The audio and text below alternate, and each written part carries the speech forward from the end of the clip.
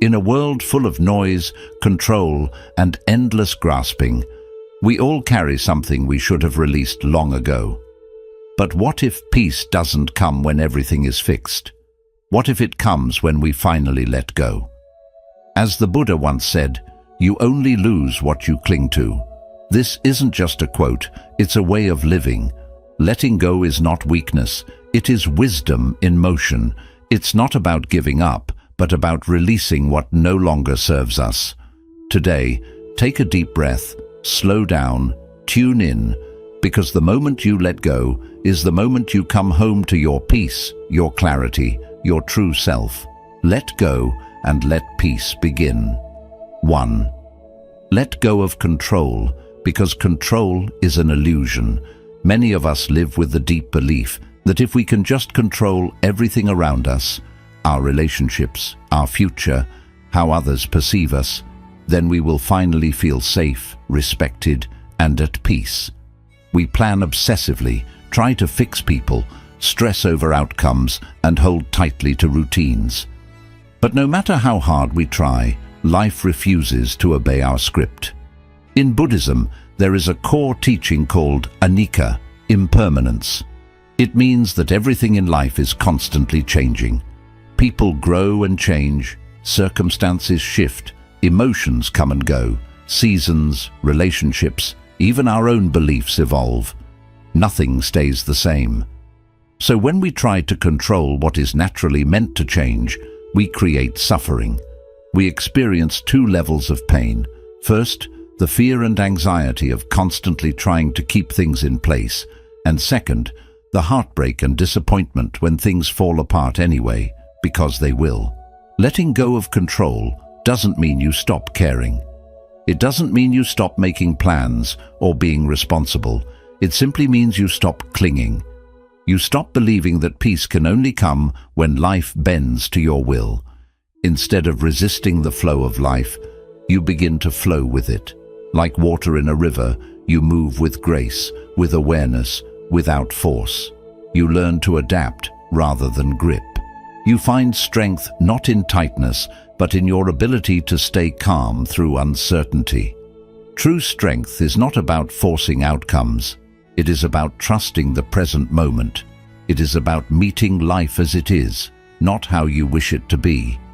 The moment you stop trying to control everything is the moment you discover a deeper kind of power, the power of peace, acceptance, and clarity. Letting go is not failure, it's wisdom. It's the soft courage to release what's outside your control and focus on what you can truly influence, your own thoughts, reactions, and choices. In that shift, real peace begins. 3. Let go of attachment, because what you own owns you. Attachment is one of the greatest sources of human suffering. We attach ourselves to people, outcomes, identities, and possessions. We believe that holding tightly to these things will bring us happiness, security, or a sense of purpose. But in truth, attachment is a trap disguised as comfort. In Buddhism, attachment is called tanha, craving or clinging. It arises when we try to hold on to things that are, by nature, impermanent. A relationship, no matter how loving, will change. A job, no matter how secure, may end. Even our bodies, status, and abilities will eventually shift. The more tightly we grip, the more pain we feel when things inevitably change. We begin to fear loss, resist growth, and feel anxious about the future. This creates suffering, not because things are changing, but because we expected them to stay the same. Letting go of attachment does not mean we stop caring.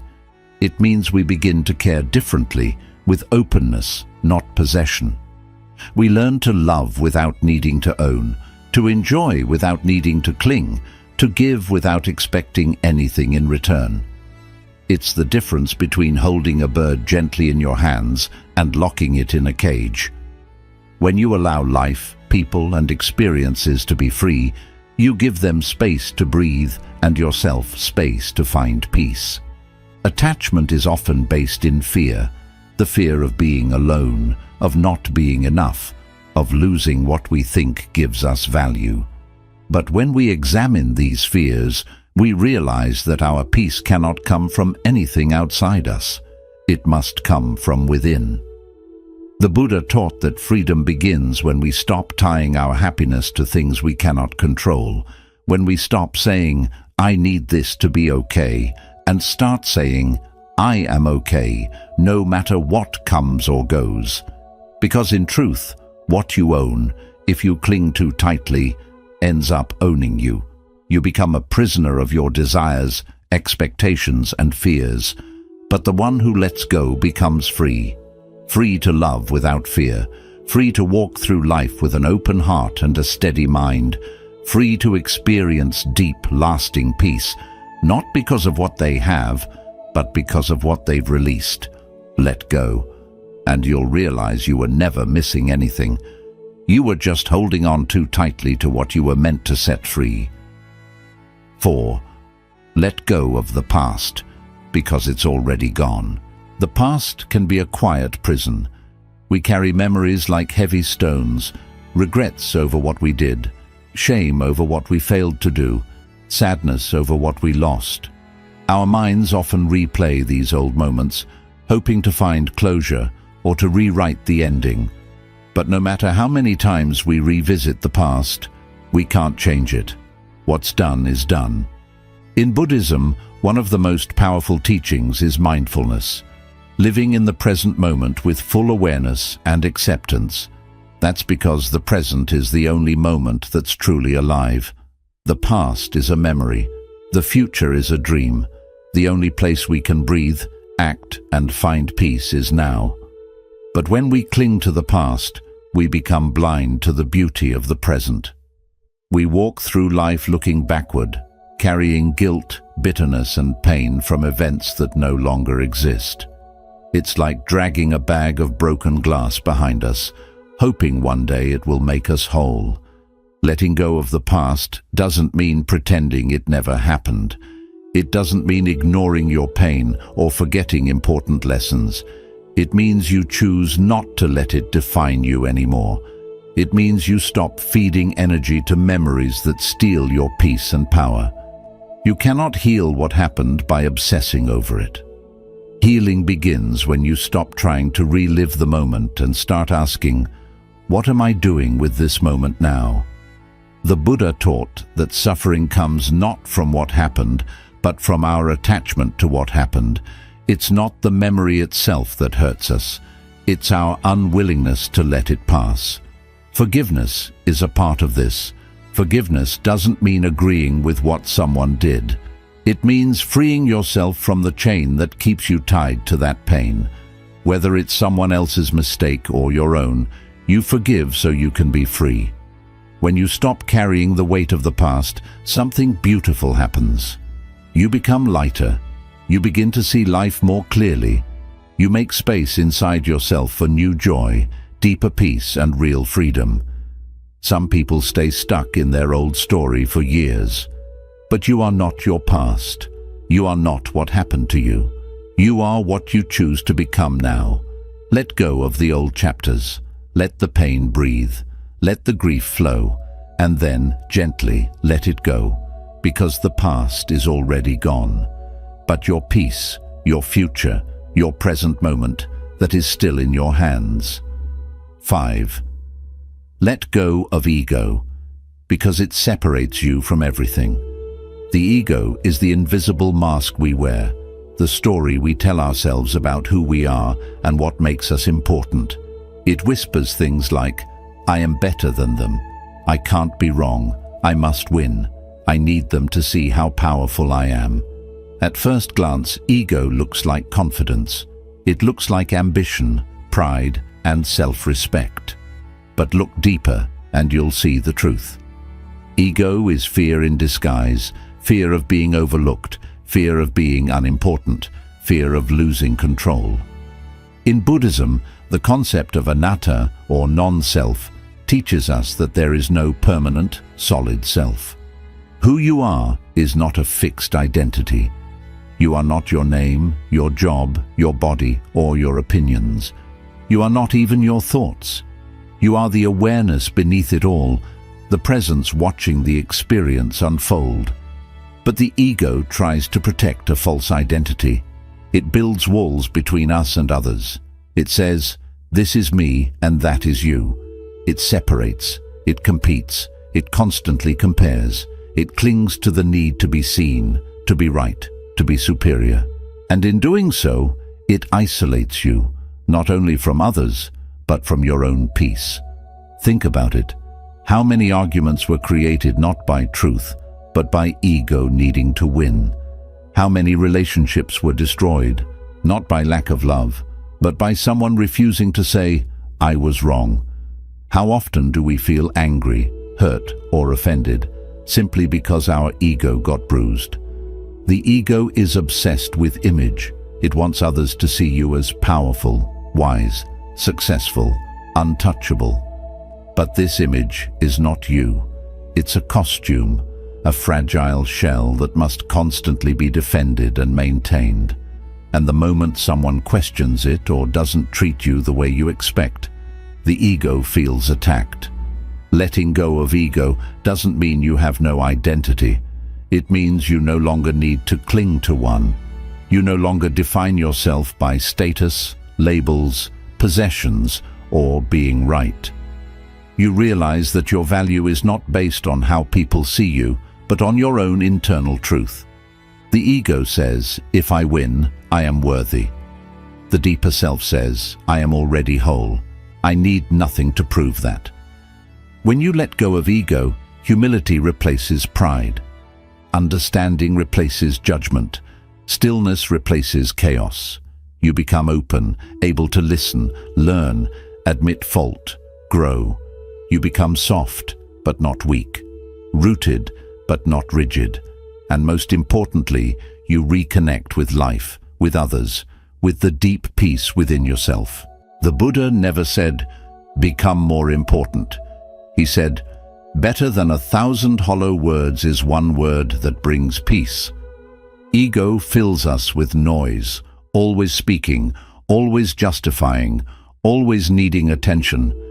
But the wise person learns to be quiet, not because they have nothing to say, but because they no longer need to prove anything.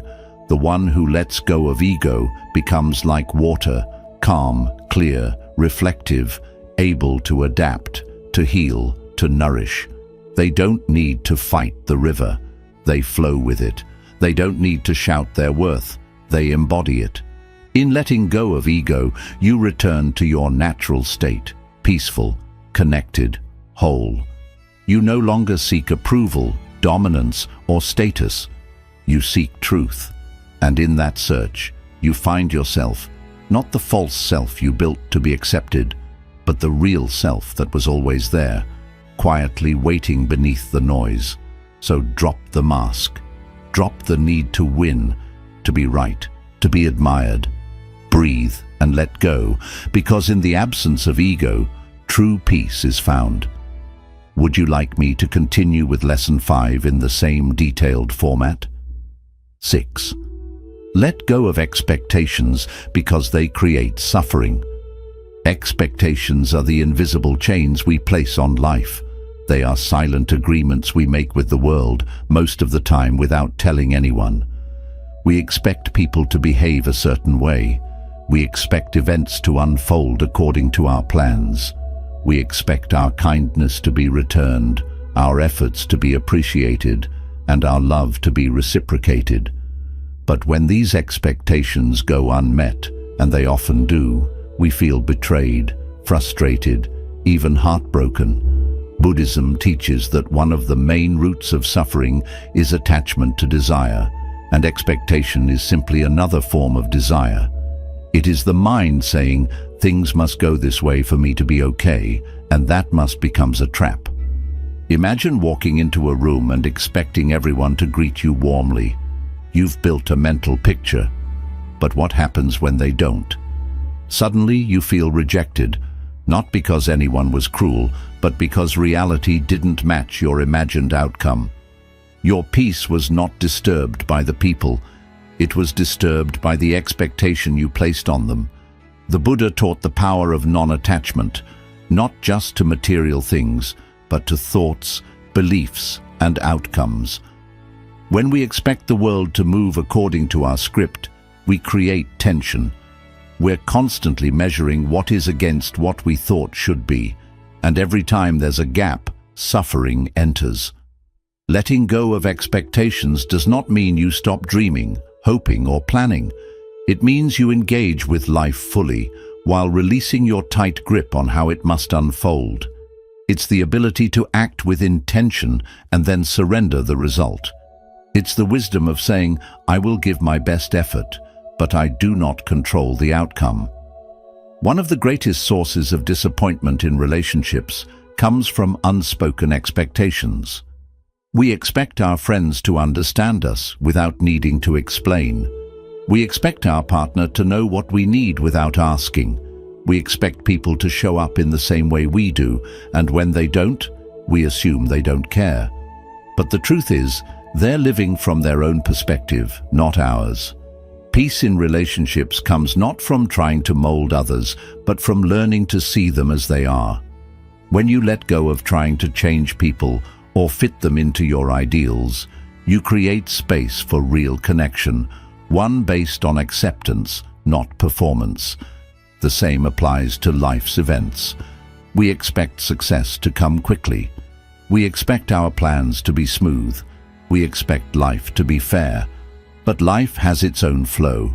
It doesn't follow human timelines or logic. Sometimes what looks like a delay is protection. What feels like rejection is redirection. What seems like a failure is simply part of the unfolding. When you're chained to expectations, you miss the beauty of what's actually happening. You spend so much time comparing life to your internal blueprint that you forget to experience the moment in front of you. Letting go of expectations is not giving up. It's waking up. It's stepping into the present with open hands, not clenched fists. It's moving from this must happen to let me see what happens. It's transforming control into curiosity. The lotus does not demand the sunrise at a certain time. It blooms when it's ready. The river does not demand the rocks to move. It flows around them. Likewise, when we stop demanding that life meet our expectations, we begin to meet life. When something doesn't go as expected, ask yourself, what is this moment trying to teach me? Maybe it's patience, maybe it's surrender, maybe it's resilience. Every broken expectation holds within it an invitation to grow, to release, to trust. And let's not forget expectations of ourselves. We often carry unrealistic standards. I must always be strong. I should be further along. I can't fail. These self-imposed rules become heavy burdens. Letting go of them means honoring your humanity. It means allowing yourself to rest, to make mistakes, to evolve at your own pace. The Buddha said, you can only lose what you cling to. When you let go of expectations, you lose nothing essential. You only lose the suffering created by insisting the world conform to your script, and in return, you gain peace, openness, freedom. So breathe, trust life a little more, let go of how it should be, and make space to appreciate how it is. Because often the peace we seek isn't found in getting everything we expected. It's found in learning to love what we didn't expect at all. 7. Let go of the need to be understood. Because truth needs no defense. One of the quiet struggles that most people experience but rarely talk about is the deep desire to be understood, to be seen for who we truly are, to have our intentions recognized, to be heard without being judged. This need for validation often begins in childhood and follows us into adulthood, shaping the way we speak, think, and even act. We explain ourselves. We defend our actions. We try to correct misunderstandings. We want people to know our heart. But here is the truth Buddhism gently teaches. The need to be understood by everyone is a form of attachment. And like all attachments, it leads to suffering. Not everyone will understand you. Not everyone will appreciate your silence, your growth, your boundaries, your truth. And that is okay. The Buddha taught that equanimity, a state of calmness and balance, is one of the highest qualities we can develop. Equanimity means being steady in the face of both praise and blame. It means your inner peace doesn't rise or fall based on how others see you. You begin to live not from reaction, but from clarity. The problem with constantly seeking to be understood is that it ties your peace to something external, another person's perception. And no matter how clearly you explain yourself, no matter how kind or sincere you are, some people will still misunderstand you. Not because you failed, but because they are listening through the lens of their own beliefs, fears, wounds, and expectations. Trying to force someone to see your heart is like yelling into a storm, hoping it will stop raining. It drains your energy and leaves you frustrated. The truth is, not everyone is meant to understand your path because they haven't walked it. Not everyone can feel your depth because they haven't lived your pain. And not everyone can hold your vision because they haven't seen what you've seen. Letting go of the need to be understood is not about becoming cold or disconnected. It's about freeing yourself from the emotional trap of over-explaining, over-defending, and overthinking. It's about honoring your truth so deeply that you no longer need others to confirm it. You start to realize, my truth doesn't need to be broadcast. It just needs to be lived. My peace doesn't come from their agreement. It comes from my own alignment. My worth is not dependent on being seen. It is inherent. This kind of quiet self-trust is powerful. It's the strength of a monk who walks alone, but walks in peace. It's the calm of a person who knows their intentions are pure, even if others question them. It's the freedom of a soul that no longer needs approval to breathe freely. There's a beautiful Buddhist metaphor. Be like the tree that stands still as the wind moves through it. The wind represents opinions, judgments, misunderstandings. The tree is your grounded self. It feels the wind, but it does not bend with every gust. It remains rooted in its truth. When someone misunderstands you, take a breath. Ask yourself, is it worth explaining, or is it better to be at peace? Sometimes silence is more powerful than any argument, not because you're weak, but because you've matured beyond needing to convince. There will be moments in life when the most loving thing you can do for yourself is to stay quiet, not out of avoidance, but out of wisdom. You've realized that defending yourself to someone who doesn't want to understand you is like planting seeds in barren soil. This applies in relationships, family, even work. Sometimes you'll be judged for choosing peace over drama. Sometimes you'll be labeled cold for setting boundaries. Sometimes your inner transformation will be met with suspicion rather than support. But if you know your heart is clean, let that be enough. The Buddha said, silence is sometimes the best answer, because silence is not empty, it's full of understanding, power, and restraint. It's the response of someone who knows that truth stands firm, even when it's questioned. Over time, you'll notice something beautiful. The more you release the need to be understood, the more at ease you become. You start doing things not to impress, but because they feel right. You speak less, but your words carry more weight. You stop chasing approval and start attracting peace. Letting go of the need to be understood doesn't mean you isolate yourself. It means you finally come home to yourself. You no longer wait for others to reflect your worth back to you. You become your own mirror. And in that quiet space where explanation fades and truth remains, you find something priceless. Freedom. You'll still be misunderstood. You'll still be judged. But none of it will shake you. Because when you've let go of needing to be understood, you've already found something better. Inner clarity that doesn't need to shout.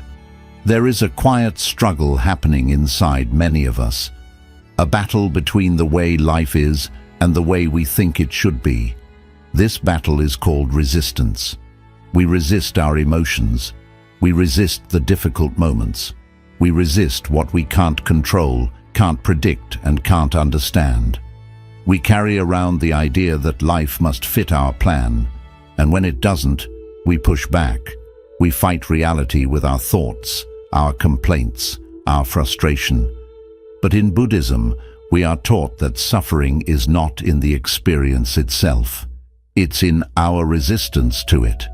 Pain is a part of life, but suffering is optional. The moment you say, "This shouldn't be happening," you are no longer with life. You are at war with it, and no one wins a war against the present moment. Think of a river flowing downstream. If you jump in and try to swim upstream, resisting the current, you will tire yourself, struggle, and eventually be pulled under. But if you surrender and float, trusting the current, you move with the water, not against it. Life is that river, constantly moving, ever changing, and your peace lies in your ability to flow, not control. Resistance shows up in many forms.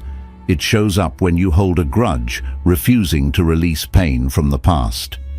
It appears when you're afraid of change, even though change is just a part of life.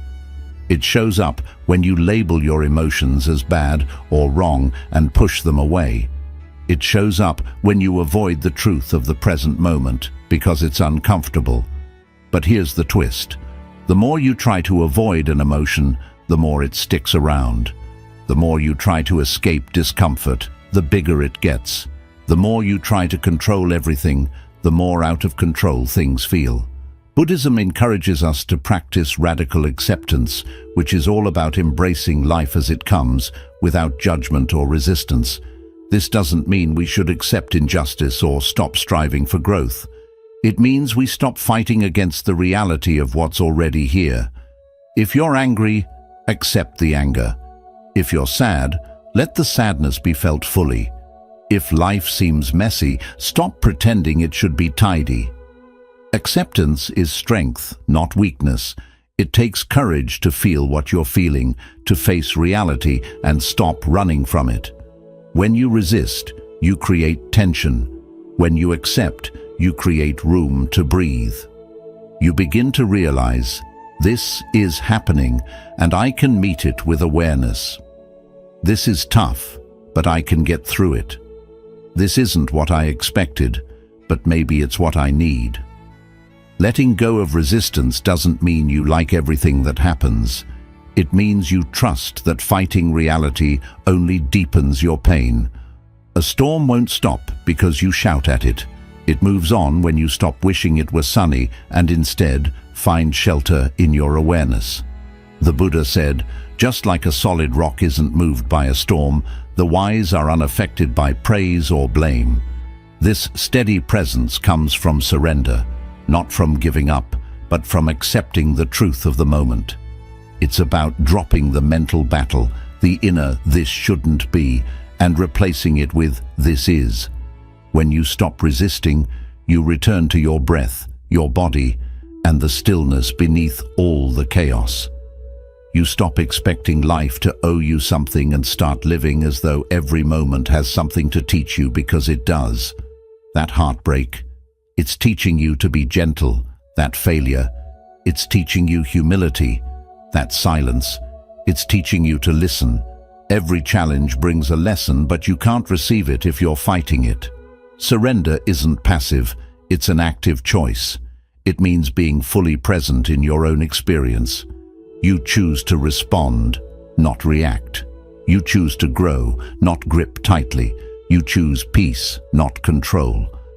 Think about how much energy you've spent resisting life, resisting change, endings, uncertainty, or not being perfect. What if you took that same energy and used it to listen, breathe, and soften? What if you stopped asking, "Why is this happening to me?" and started asking, "What is this moment inviting me to release?" Letting go of resistance is like loosening a tight knot inside your chest. Once you stop pulling, the knot starts to loosen. You feel lighter, not because the situation changed, but because you did. The mind craves control. The ego seeks comfort, but the soul desires truth, and truth only comes when you make space for it, when you stop resisting and start embracing it. Every time you resist, you're saying, "I know better than life." But every time you surrender, you're saying, "I trust the wisdom of what's unfolding." And that trust is where deep peace resides. So today, breathe into the discomfort. Let the moment unfold as it is. Feel your resistance, and then gently release it. You don't need to fight so hard. You don't need to carry the weight of things you can't change. The storm will pass, the river will carry you, and peace will find you, not when everything is fixed, but when you finally let go. Letting go isn't an event. It's a quiet, sacred practice. It's a decision, moment by moment, to return to peace. You let go of control, not because you're weak, but because you're wise enough to know that life flows best when you stop fighting it. When you stop resisting life's current, you let go of attachment, not because you don't care, but because true love is about freedom, not possession. You let go of the past, not to forget, but to free yourself from what can't be changed. You let go of ego, not to lose who you are, but to remember who you really are beneath all the noise and roles. You let go of expectations, not to lower your standards, but to increase your awareness and meet life as it truly is, not as you think it should be. You let go of the need to be understood, not to isolate yourself, but to trust your truth in silence without seeking approval. And you let go of resistance, not to give up, but to breathe deeply and let peace find you where it's always been. The world will still try to pull you back into the storm, but remember this: you were never meant to control the wind. You were meant to learn how to stand still, let go, and trust the sky to clear on its own. Letting go isn't the end. It's the beginning of clarity, compassion, and deep, unshakable peace. So wherever you are right now, whatever you're holding on to, take a deep breath and gently ask yourself, is it time to let go? Because when you do, you won't fall, you'll rise.